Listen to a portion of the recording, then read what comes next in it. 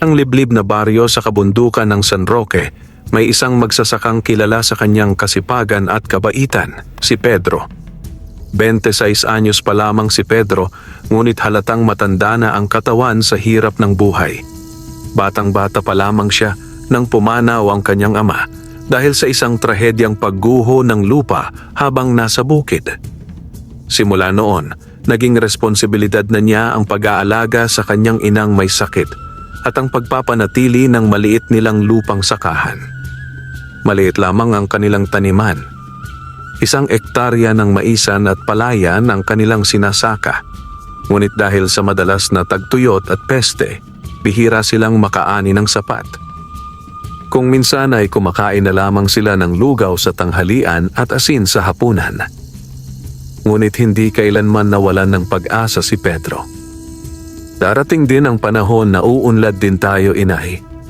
Anya habang pinupunasan ang pawis sa noo matapos ang buong araw na pagbubungkal ng lupa gamit ang luma niyang asarol. Tahimik at simple ang buhay ni Pedro. Ngunit ang kanyang kabaitan ay kilala sa buong baryo.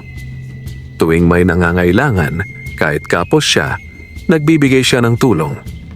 Maging ang mga ligaw na hayop sa gubat na malapit sa kanyang bukid ay pinapakain niya kung may sobrang tira-tira. Isang hapon, habang nagdidilig ng mga pananim, may narinig siyang kakaibang kaluskos mula sa gilid ng kagubatan. Akala niya ay usa lamang ito na madalas pumupunta sa kanyang sakahan upang maghanap ng pagkain. Ngunit nang lapitan niya ito, natigilan siya. Isang malaking ahas ang bumungad sa kanya. Hindi basta-bastang ahas, kundi isang dambuhalang kobra na kulay berde at may kislap na tila ginto sa ilalim ng araw. Sa halip na umatake, tahimik lamang itong nakatingin sa kanya. Tila ba may mensaheng gustong iparating. Biglang nagsalita ang ahas, gamit ang tinig na mababa at kalmado. "Huwag kang matakot, Pedro. Ako'y hindi kaaway." Nanlaki ang mga mata ni Pedro. Ang kanyang katawan ay tila binuhusan ng malamig na tubig. Ngunit sa halip na tumakbo, nanatili siyang nakatayo, nakatitig sa kakaibang nilalang. Anong klaseng hayop ka?" tanong niya, nanginginig ang boses. "Ako si Caleb, isang taong ahas. Ako'y kalahating tao, kalahating ahas. Isang nilalang na matagal nang nagtatago sa kagubatan. Nakikita ko ang iyong kabutihan, Pedro. Hindi mo alam, maraming hayop dito sa kagubatan ang iniligtas mo sa gutom at pinsala. Ako man ay minsang iyong iniligtas noong akala mong isang sugatang sawa lamang ako." Biglang naalala ni Pedro ang isang insidente ilang buwan na ang nakalipas. May nakita siyang ahas na may sugat sa katawan. Sa halip na saktan ito o palayasin, nilinisan niya ang sugat at pinakain ng itlog at tubig. Matapos nito, mabilis itong gumapang pabalik sa gubat. "Ikaw yon," bulalas ni Pedro. Tumango si Caleb, "At bilang pasasalamat, nais kong ibalik sa iyo ang kabutihang iyon. Ngunit huwag kang magmadali. Una, nais kitang kilalanin ng lubusan. Nais kong malaman kung tunay ngang karapat-dapat ang puso mong tumanggap ng kayamanang hindi mo inaasahan." Mula noon, naging madalas ang pagdalaw ni Caleb kay Pedro. Tuwing dapit hapon, lumalabas ito mula sa gubat at nakikipag-usap kay Pedro sa gilid ng maisan. Doon nila pinag-uusapan ang mga kwento ng kanilang buhay, ang mga pangarap ni Pedro para sa kanyang ina, at ang simpleng kagustuhan niyang magkaroon lamang ng sapat para mabuhay ng marangal. Hindi alam ni Pedro, isa siyang sinusubok. Pinagmamasdan ni Caleb ang bawat kilos at salita niya, at unti-unti bumuo si Caleb ng pasya. "Pedro," isang gabi sabi ng taong ahas, "darating ang oras na ibibigay ko sa iyo ang kayamanang matagal nang nakalaan para sa isang taong may pusong dalisay. Ngunit kailangang handa ka. Hindi lamang ginto ang hatid ng yaman, kundi tukso, kasakiman at panganib. Kaya bago kita pagkatiwalaan nito, Ipangako mong hindi magbabago ang iyong puso. Tumingin si Pedro sa malamlam na buwan. Caleb, hindi ko alam ang hinaharap, pero isa lang ang tiyak ko. Hindi ako lalimot sa pagiging mabuting tao. Muling tumango si Caleb. Kung gayon, maghanda ka. Sa mga darating na araw, magsisimula na ang pagbabagong hindi mo inaasahan. At sa simula ng bagong yugto ng kanyang buhay, ni hindi alam ni Pedro na ang kanyang simpleng kabutihan ay magiging daan sa pagyaman. Isang pagyaman na may halong hiwaga, panganib at pagsubok. Lumipas ang ilang araw matapos ang pangako ni Caleb. Sa mga araw na iyon, normal pa rin ang takbo ng buhay ni Pedro. Patuloy siyang nagtatrabaho sa kanyang bukid, nagsasaka, at inaasikaso ang kanyang inang si Aling Marta na patuloy ang paglaban sa sakit na rayuma at ubo. Sa kabila ng pangako ni Caleb, hindi siya umaasa sa milagro. Mas pinili niyang manatiling masipag at tapat sa buhay. Ngunit isang madaling araw, habang nagwawalis si Pedro sa likod ng kanilang kubo, may napansin siyang kakaiba sa lupa malapit sa kanilang banga ng tubig. May kinangna tila sinag ng araw kahit na ang paligid ay madilim pa. Lumapit siya at hinukay ng bahagya ang lupa gamit ang kamay. Doon ay napamulagat siya. Isang maliit na butil ng ginto ang nakabaon sa lupa. Butil ng ginto? Bulong niya sa sarili, may halong takot at pagtataka. Hindi ito basta-basta bato. Pumasok siya sa loob ng bahay at ipinakita ito sa kanyang ina. Pedro, saan mo nakuha ito? Tanong ni Aling Marta habang hawak-hawak ang makintab na butil. Nakita ko lang po sa likod. Hindi ko po alam kung paanong napunta roon, sagot ni Pedro, pilit na pinapakalma ang sarili. Napangiti ang matanda. Baka nga't nagsisimula ng tuparin ng langit ang iyong kabutihan, anak. Hindi na muling bumalik si Caleb sa mga susunod na araw, pero napansin ni Pedro na tuwing umaga, may bagong butil ng ginto na sumusulpot sa iba't ibang bahagi ng lupa sa paligid ng kanilang bahay. Hindi ito sabay-sabay. Isa o dalawang butil lang kada araw, ngunit sapat para makabuo ng maliit na halagang maaari niyang ibenta sa bayan. Dahil dito, nagdesisyon si Pedro na ipasuri at ibenta ang unang 3 butil sa isang matandang alahero sa bayan. Sa kanyang pagtataka, binayaran siya ng malaking halaga, halos katumbas ng isang taong ani ng kanyang sakahan. Pedro, saan mo nakuha ang ganitong klase ng purong ginto? Tanong ng alahero. Napapangiti ngunit may halong hinala. Minana po ng lolo ko, sagot niya. Ayaw niyang mabuking ang hiwagang pinagmulan. Umuwi si Pedro na may halong tuwa at kaba. May pera na siyang pambili ng gamot para sa kanyang ina, pambili ng bagong gamit sa sakahan, at kaunting pagkain para sa susunod na linggo. Ngunit sa kabila ng biyayang ito, hindi siya naging gahaman. Sa halip na gastusin agad ang pera sa luho, nagtago siya ng karamihan nito at gumamit lamang ng kaunti sa mga kailangan nila. Hindi naglaon, kumalat sa buong baryo ang balitang si Pedro ay tila umasenso. Marami ang nagtaka kung paanong ang mahirap na magsasaka ay biglang nakabili ng bagong kalabaw, bagong araro, at may baong pagkain araw-araw. May ilan na natuwa para sa kanya, ngunit may ilan din na nagsimulang maghinala at mainggit. Aba, baka may nahanap na kayamanan yan sa gubat, bulungan ng ilan sa tindahan. O baka naman may nakilala ng mayamang babae, biro ng iba. Ngunit si Pedro ay nanatiling mapagpakumbaba. Hindi niya pinansin ang mga tsismis. Mas pinili niyang ituon ang pansin sa pagsasaayos ng kanilang bahay, sa pagbili ng gamot para sa kanyang ina, at sa pagtulong sa ibang mahihirap na magsasaka. Minsan, ibinibigay pa niya ang sobrang butil ng palay sa mga kapitbahay na walang ani. Isang araw, muling nagpakita si Caleb. Sa pagkakataong ito, sa gitna ng kanyang sakahan. Lumabas ito mula sa anino ng punong akasya. Sa anyo nitong kalahating tao, kalahating ahas. Suot ang balabal na kulay itim na may gintong borda. "Kumusta ka na, Pedro?"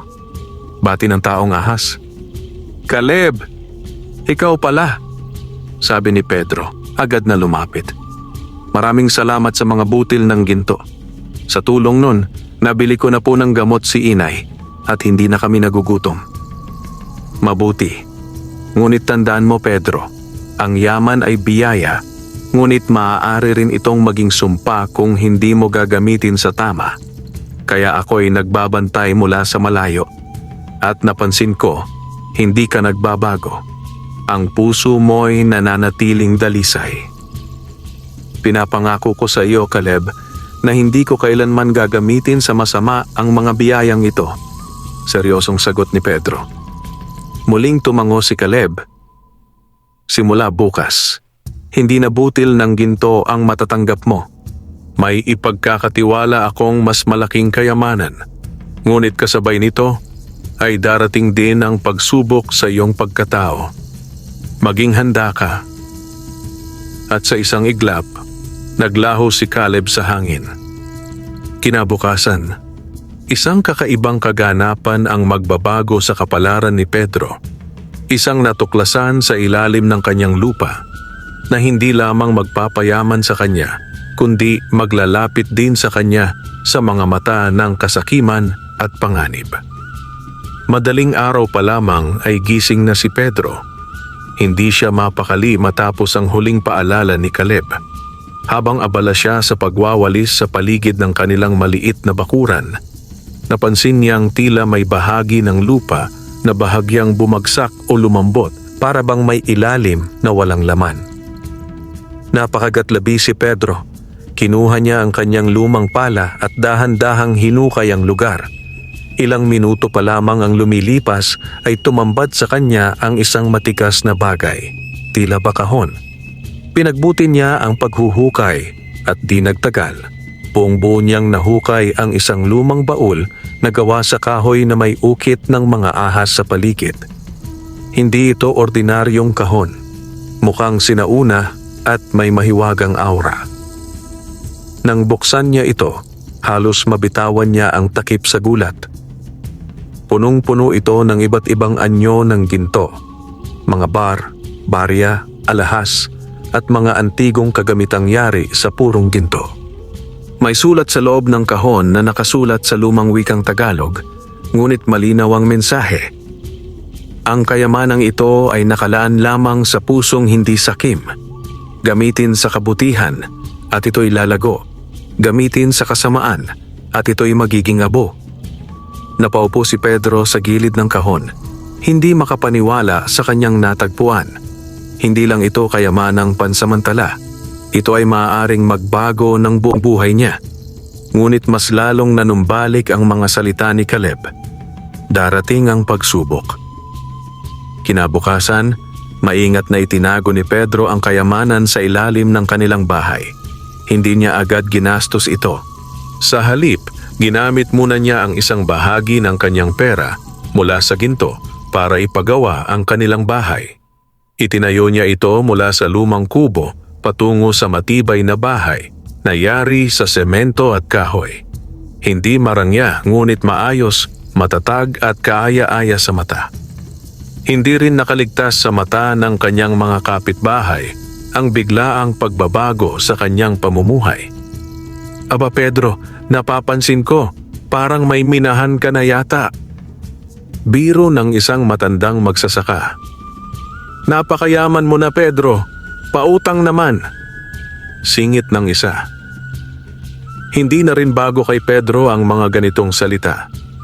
Ngunit habang lumalago ang kanyang kabuhayan, nagsimula na ring magbago ang ihip ng hangin.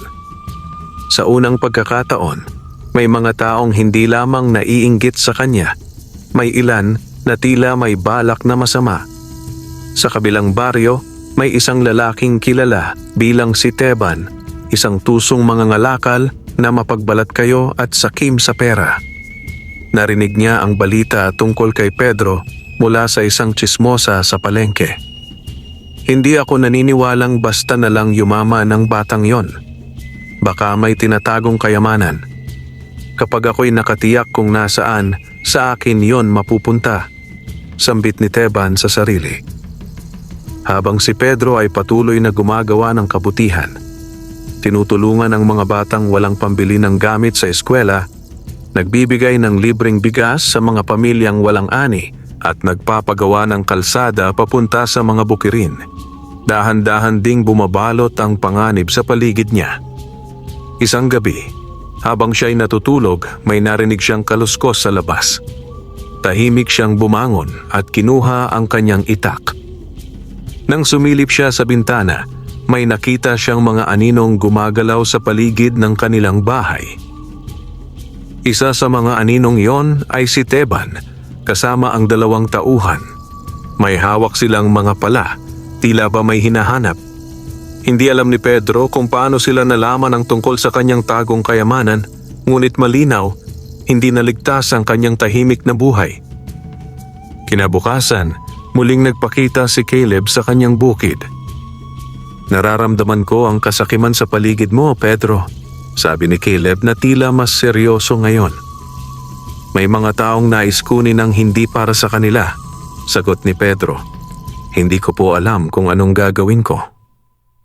Panahon na upang ikaw ay protektahan. Ngunit kailangang ikaw mismo ang magpasya kung paano mo gagamitin ang yaman. Kung nais mong ito'y manatiling biyaya, kailangang maging matalino ka. Ipaglaban mo ang kabutihan, ngunit huwag hayaang bulagin ka ng takot." Sa gabing iyon, nagpasya si Pedro. Hindi niya papayagang maagaw ang yaman na ipinagkatiwala sa kanya, ngunit hindi rin niya gagamitin ito para sa paghihiganti o kasamaan. Ipinangako niya sa sarili na gagamitin ito para sa ikabubuti ng lahat, kahit na may kapalit itong panganib. Ngunit hindi niya alam, ang susunod na mga araw ay magdadala ng tunay na pagsubok. Isang pagsubok na hindi lamang susubok sa kanyang talino, kundi pati na rin sa kanyang puso, dangal at pananampalataya. Matapos ang pangakong binitiwan ni Pedro kay Caleb, nagsimula siyang magplano kung paano niya mas mapapangalagaan ang kayamanang ipinagkaloob sa kanya. Una niyang ginawa ay ang paglilipat ng mga gintong alahas at barya mula sa ilalim ng kanilang bahay papunta sa isang lihim na lagusan na hinukay niya mismo sa loob ng lumang kamalig ng kanyang ama. Ito ay may takip na kahoy at tinabunan ng mga sako ng palay upang hindi ito mapansin ni numan. Sa kabila ng pag-iingat, nararamdaman pa rin ni Pedro ang tila pagbabantay ng masasamang mata. Sa palengke, may mga di pamilyar na mukha na tila laging nakamasid sa bawat kilos niya. Sa kalsada, may mga estrangherong dumaraan sa kanyang bahay na kunwari naglalako ng paninda, ngunit nananatiling matagal sa harapan ng kanilang bakuran. Isa sa kanila ay si Teban na hindi tumigil sa pag-iimbestiga. Isang gabi, habang mahimbing ang tulog ni Aling Marta, may narinig si Pedro na tila kaluskos sa bubungan. Agad niyang kinuha ang kanyang itak at dahan-dahang lumabas ng bahay. Doon niya naabutan ang 3 lalaki na palihim na sumisilip sa likod bahay. Isa sa kanila ay si Teban. "Hoy!" sigaw ni Pedro. Nagulat ang mga lalaki at mabilis na nagtakbuhan, ngunit hindi agad nakaalis si Teban. Nadulas ito sa putik at nahulog sa kanal. Nilapitan siya ni Pedro habang hawak pa rin ang kanyang itak. "Teban, anong ginagawa mo rito?" tanong ni Pedro, matalim ang tingin. Wala, dumaan lang ako," pilit nitong sagot habang tinatakpan ng putik sa kanyang muka. "Sa 10 oras ng gabi? May dala ka pang lubid at pala?" Sabay turo ni Pedro sa mga gamit na nahulog sa lupa. Hindi na nakaimik si Teban. Tumayo ito, napahiya at mabilis na tumakbo palayo. Hindi na siya hinabol ni Pedro, ngunit alam niyang hindi na iyon ang huli. Kinabukasan, dinalaw siya ni Kapitan Ernesto, ang pinuno ng baryo. "Pedro, maraming nagsasabi na bigla kang yumaman. May mga reklamo na raw na ginagamit mo ang yaman mo para suhulan ng mga tao," seryosong sabi ng kapitan. Hindi totoo yan, Kapitan, sagot ni Pedro, mariin. Lahat ng tinutulungan ko ay kusa kong ginagawa. Wala akong hinihinging kapalit. Hindi ko naman sinasabing totoo ang mga bintang, pero dapat mong malaman, may mga taong hindi matutuwa sa tagumpay mo, lalo na kung hindi nila ito maabot, dagdag pa ng Kapitan. Napabuntong hininga si Pedro. Alam niyang nagsisimula ng magbunga ng inggit ang kanyang kabutihang loob, ngunit nanindigan siyang hindi siya magbabago.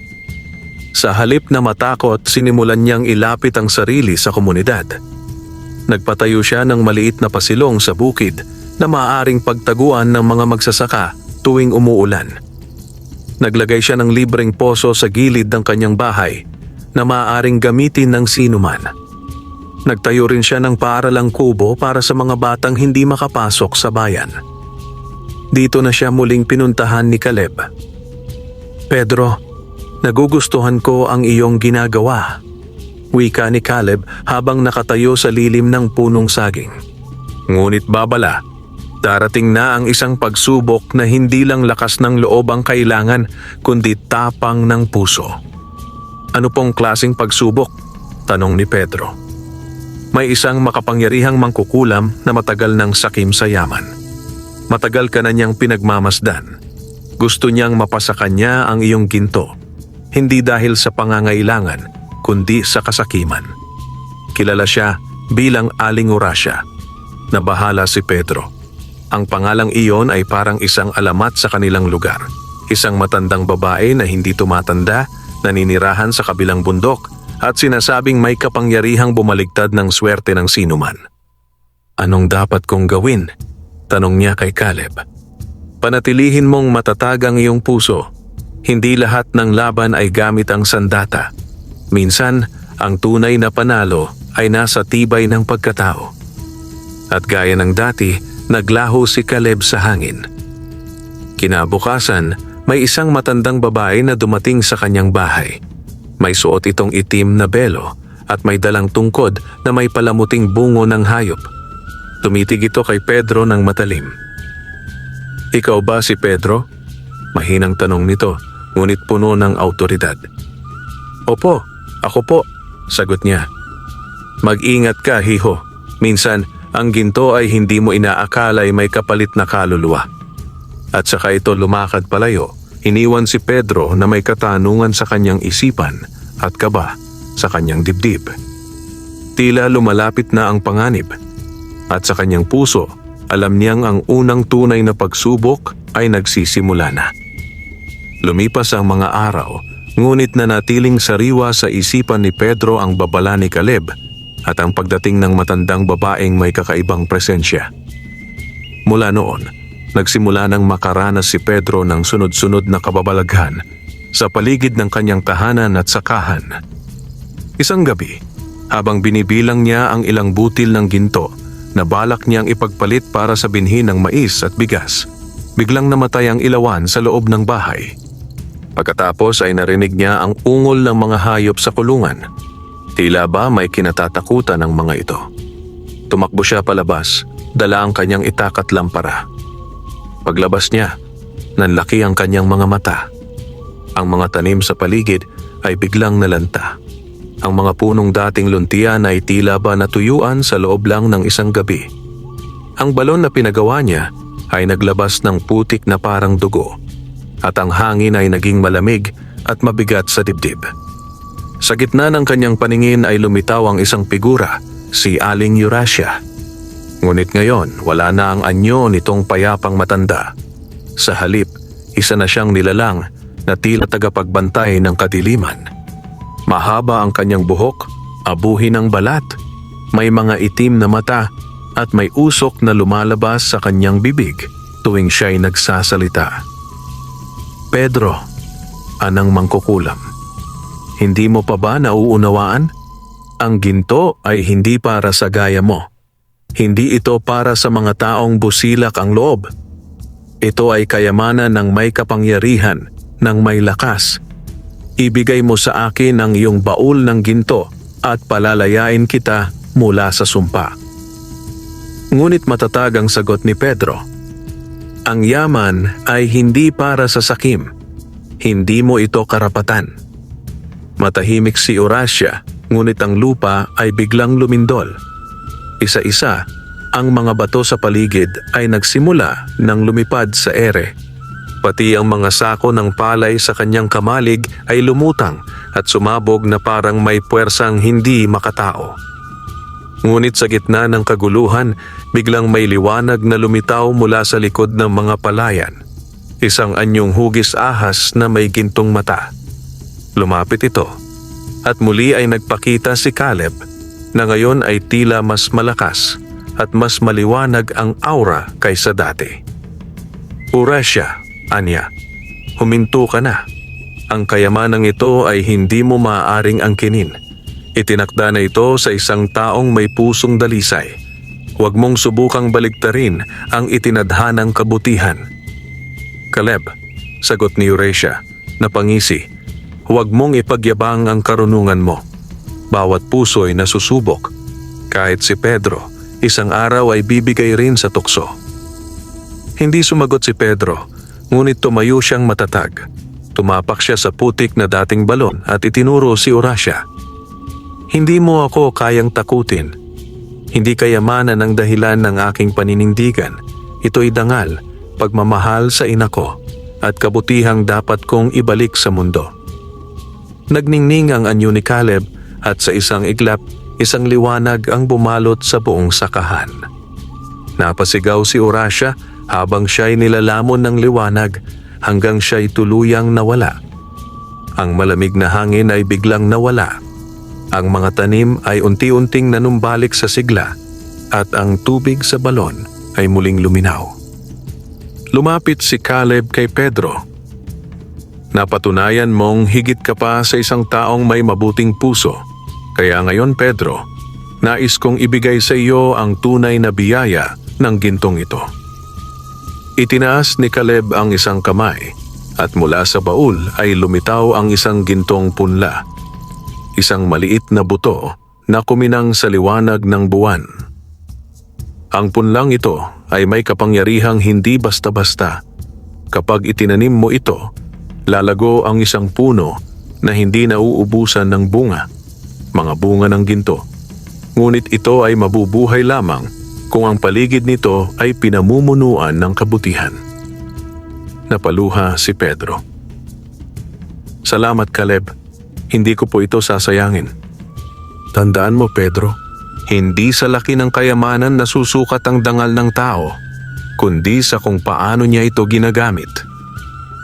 Mula noon, itinanim ni Pedro ang gintong punla sa gitna ng kanyang sakahan. Hindi niya ito ipinaalam sa iba. Sa halip, itinago niya ito sa lilim ng mabuting layunin, ang tumulong, ang maglingkod, at ang mamuhay ng marangal. Ang kanyang bahay ay naging bukas sa lahat. Ang kanyang yaman ay ginamit para magpagawa ng mas malaking paaralan, isang maliit na klinika para sa mga may sakit at mga tulay na mag-uugnay sa mga baryo. Ngunit hindi niya kailanman kinalimutan ng kanyang ina, ang kanyang ugat bilang isang simpleng magsasaka, at ang taong tumulong sa kanya, si Caleb, ang taong ahas. Subalit kahit tagumpay na ang namamayani, alam ni Pedro na hindi pa tapos ang lahat, dahil ang totoong kayamanan ay hindi lamang ginto, kundi ang pananatiling tapat sa sarili sa harap ng tukso. At may panibagong panganib na muling darating, isang panganib na galing mismo sa mga taong minsang itinuring niyang kaibigan. Mula nang itaboy ni Pedro si Aling Horacia sa tulong ni Caleb at ng kanyang paninindigan, muling nanumbalik ang katahimikan sa baryo ng San Roque. Unti-unti ay naging modelo ng tagumpay at kabutihang loob si Pedro. Ang dating maputik na daan patungo sa sakahan ay ngayon sementado na. Ang mga batang walang gamit ay may libreng eskwela, at ang mga magsasakang dating nagbibilad ng palay sa lansangan ay may silungan na at tulong sa binhi, abono at kagamitan. Ngunit sa likod ng lahat ng kabutihang ito, may unti-unting lumalalim na puwersang mas mapanganib kaysa sa kulam, ang inggit ng sariling kabarangay. Isa sa mga pinakamalapit kay Pedro noon ay si Ernesto, isang kapwa magsasaka na madalas niyang kabiruan, kasama sa inuman at kasama ring umuulanan sa palayan noong pareho pa silang hikahos. Ngunit habang tumataas ang estado ni Pedro sa mata ng marami, unti-unting lumalayo si Ernesto. Si Pedro na lang laging bida, bulong ni Ernesto minsan sa kanyang asawa. Kung ano-anong proyekto ang pinapasimulan, parang siya na lang ang matuwid sa buong baryo. Hindi alam ni Pedro na sa mga gabi ng katahimikan, si Ernesto ay lihim nang nakikipagkita kay Teban, ang dati niyang sinita na nagnanakaw sa kanyang bakuran. Alam ko, may tagong kayamanan si Pedro, ani Ernesto. At hindi yon basta mana, may lihim siyang tinatago. Ngumisi si Teban. Kung gusto mong malaman kung nasaan yan, tutulungan kita. Pero sa pagkakataong ito, kailangan nating kumilos ng matalino. Samantala, si Pedro ay hindi pa rin nagbabago. Patuloy pa rin siyang naglilibot sa mga kabahayan para mag-abot ng tulong. Hindi dahil sa gusto niyang sumikat, kundi dahil likas na sa kanya ang tumulong. Isang araw, tinawag siya ng kapitan ng baryo. Pedro, maraming salamat sa bagong tulay sa sitio Mabini. Dahil doon, nakatawid na ang mga estudyante kahit tag-ulan, ani Kapitan Ernesto, hindi kapangalan ng kaibigan niya. Ngunit sa likod ng ngiting iyon, may isa sa mga kagawad ang hindi natuwa. Si Kagawad Turing, na dating may ambisyong maging kapitan, ay unti-unting nawawalan ng suporta mula sa mga mamamayan dahil sa anino ng kabutihan ni Pedro. Abay kung si Pedro na lang palagi ang gumagawa ng proyekto, di siya na rin ang umupo sa barangay hall. Sumbat ni Kagawad Turing sa kanyang mga kasamahang may kaparehong damdamin. Ang malungkot na katotohanan ay kahit gaano kabuti ang isang tao, hindi ito ligtas sa mata ng mga pusong tinamaan ng kasakiman. Sa isang pulong na lihim, pinagtulungan ni Teban, Ernesto at Kagawad Turing na gumawa ng plano. Pasukin ang sakahan ni Pedro at hanapin ang pinanggagalingan ng kanyang kayamanan. Nagplano sila ng gabi kung kailan wala si Pedro. Ayon sa impormasyon ni Ernesto, tuwing Huwebes ay umaalis si Pedro upang bumisita sa mga kaanak ng kanyang ina sa kabilang baryo upang maghatid ng pagkain at gamot.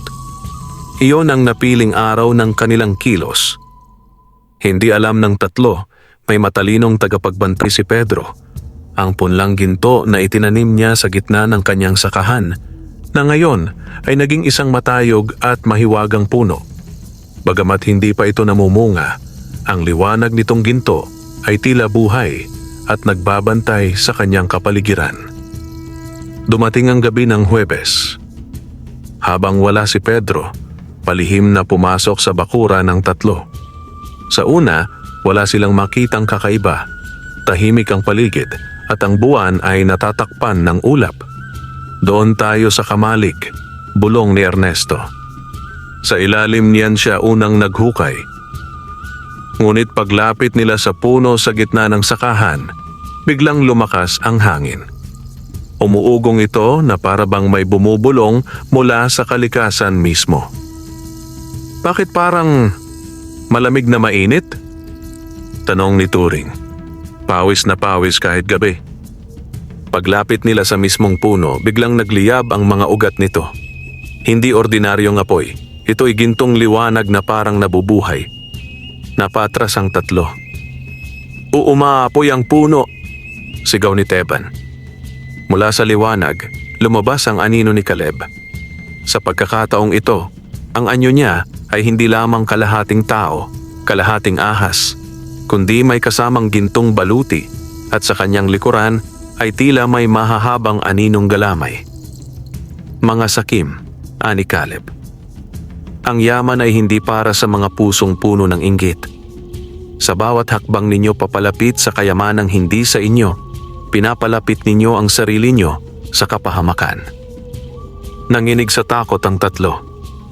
Ngunit bago pa sila makatakbo, biglang tumayo mula sa damuhan ng maraming anino ng mga hayop. tila mga espiritong tagapagbantay ng kagubatan. May mga kalabaw na may nagliliyab na mata, mga ibong malalaking kulay itim at ginto, at isang dambuhalang ahas na umikot sa paligid ng puno. Napasigaw si Kagawad Turing, "Patawad, hindi na po kami mauulit."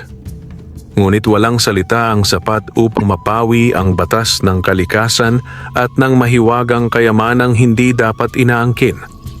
Sa isang iglap, nawala silang parang bula, tila nilamon ng lupa mismo. Kinabukasan, dumating si Pedro at laking pagtataka niya nang makita ang paligid ng puno. May mga bakas ng pakikibaka, may mga upos ng liwanag sa damo, at ang mga sako ng palay ay hindi na nakaayos. Maya-maya, lumitaw si Caleb mula sa lilim ng puno. "Pedro," wika nito, "ang kayamanan ay laging sinusubok ng mga tao. Ngunit tandaan mong may mga kaaway na hindi mo kailangang labanan ng kamay, kundi ng katapatan at pananalig." Napatingin si Pedro sa puno ng ginto. Sa wakas, sa unang pagkakataon, may bunga na itong lumabas, isang gintong bunga na may hugis puso. Alam niyang ito ang gantimpala sa paninindigang hindi nagpadala sa inggit at sa pananatiling tapat kahit ang sariling mga kaibigan ay bumaligtad. Ngunit hindi pa tapos ang lahat. Sa likod ng bundok, may panibagong banta ang darating. Mas malupit, mas makapangyarihan at hindi basta-bastang matitinag ng kabutihan lang. Matapos ang mahiwagang pagkawala nina Ernesto, Teban at Kagawad Turing, muling nanumbalik ang katahimikan sa bukid ni Pedro. Lalong humanga ang mga tao sa kanya. Lalo na't napapansin nilang sa bawat buwan, mas dumarami ang bunga ng punong ginto sa gitna ng kanyang lupain. Ngunit sa kabila ng yaman at tagumpay, si Pedro ay nananatiling mapagpakumbaba. Hindi siya nagbago. Mas pinili pa rin niyang tumira sa parehong tahanan. Mas matibay nga lang at patuloy pa rin siyang lumalakad sa bukid tuwing umaga. Naghahaalok ng tulong sa mga nangangailangan at nagdarasal sa ilalim ng puno tuwing dapit hapon. Ngunit isang gabi, habang naglalakad si Pedro pauwi mula sa isang pagtulong sa isang nasunugan sa kabilang baryo, may malamig na hangin ang dumampi sa kanya. Sa may masukal na bahagi ng kagubatan, napansin niyang walang ingay ng kuliglig, walang huni ng ibon, katahimikang tila may pinanggagalingang matinding panganib. Maya-maya'y lumitaw si Caleb mula sa anino ng mga puno. "Pedro," malalim ang tinig niya. Isang matandang banta ang nagising. Napakunot noo si Pedro. "Anong klaseng banta?" "Isang nilalang na matagal nang natutulog sa ilalim ng bundok. Isang lumang hari, makapangyarihang nilalang na minsang namuno sa kabundukan sa panahon bago pa isinilang ang tao. Siya ay may pusong ginto ngunit unti-unting nabalot ng kasakiman, inggit at poot. Naging halimaw siya sa anyo at sa diwa. Ngayon, siya'y nagising muli. Dahil sa lakas ng iyong kayamanan." Nanlamig si Pedro. "Anong gusto niya?" "Ang punong ginto, ang kayamanang taglay mo. Ngunit higit pa roon, gusto niyang kunin ang lahat ng kabutihang naitanim mo. Gusto niyang balikatin ang liwanag upang ang mundo'y muling balutin ng takot at kasakiman." Hindi na nag-aksaya ng oras si Pedro. Kinabukasan, pinulong niya ang mga mamamayan ng baryo. "Maaari akong umalis at dalhin ang kayamanan palayo para hindi kayo madamay. Pero kung gagawin ko yon, mananalo ang kasamaan. Hindi tayo lalaban para sa ginto, kundi para sa kapayapaan at kabutihan." Tahimik ang lahat. Ngunit mula sa likod ay lumapit ang isang matandang babae. Si Aling Sion, ang pinakamatandang tao sa kanilang baryo. "Pedro," anya, "kami ang iyong pamilya. Kung ikaw ay lalaban para sa amin, kami ay lalaban para sa iyo." Isa-isang sumang-ayon ng mga taga-baryo. Ang dating mga takot at nag-aalinlangan, ngayon naging matatag. Magsasaka, tindera, mangingisda, kabataan, lahat ay nagboluntaryong tumulong sa paghahanda. Nagtayo sila ng mga balakid, naghanda ng mga ilawan at apoy sa gabi, at siniguradong ligtas ang mga bata't matatanda. At dumating ang inaasahang gabi. Sa kalagitnaan ng gabi, yumanig ang lupa. Mula sa kalayuan ay lumitaw ang isang dambuhalang anino, ang lumang hari, isang nilalang na halos 3 palapag ang taas. Ang katawan nito ay yari sa pinaghalong bato, bakal at ugat ng punong kahoy. Ang kanyang mukha ay may korona ng mga tinik at mata nitong parang apoy na laging nagliliyab. "Pedro," dagundong na tinig ng halimaw, "ibigay mo sa akin ang punong ginto at kayo'y patatahimikin ko." Humugot ng lakas ng loob si Pedro. Tumayo siya sa harap ng kanyang mga kabaryo at tumingala. "Ang kayamanang ito ay hindi akin. Ito'y pag-aari ng kabutihang loob ng bawat nilalang sa lugar na ito. Hindi mo ito kailanman maaangkin." Umugong ang galit ng halimaw. Bigla itong humakbang at niyanig ang lupa. Ngunit bago pa siya makalapit sa punong ginto, biglang nagliwanag ang paligid. Ang punong ginto ay nagpakawala ng malakas na liwanag at mula rito'y lumabas si Caleb, ngayon ay kasamang iba pang nilalang, mga engkanto, duwende, diwata at mga espiritu ng kagubatan. "Nakarating ka na sa wakas, lumatsakim," ani Caleb. "Panahon na para wakasan ang iyong paghahari sa takot." Isang mabangis na labanan ng sumiklab. Ang halimaw ay naglabas ng itim na apoy, ngunit ang punong ginto ay sumagot ng liwanag na tila araw. Ang mga kababaryo ni Pedro ay nagtulong-tulong upang mailayo ang mga bata, alagaan ang sugatan at protektahan ang puno. Si Pedro, dala ang kanyang matandang itak at pusong handang magsakripisyo, ay lumapit sa puno at niyakap ito. "Mula sa puso ko," bulong niya, "gamitin mo ang aking kabutihan, ang aking dangal, upang matalo ang kadilimang ito." At sa pagyakap niya, biglang sumabog ang liwanag. Ang punong ginto ay bumulwak ng daan-daang gintong ugat at liwanag na bumalot sa buong baryo.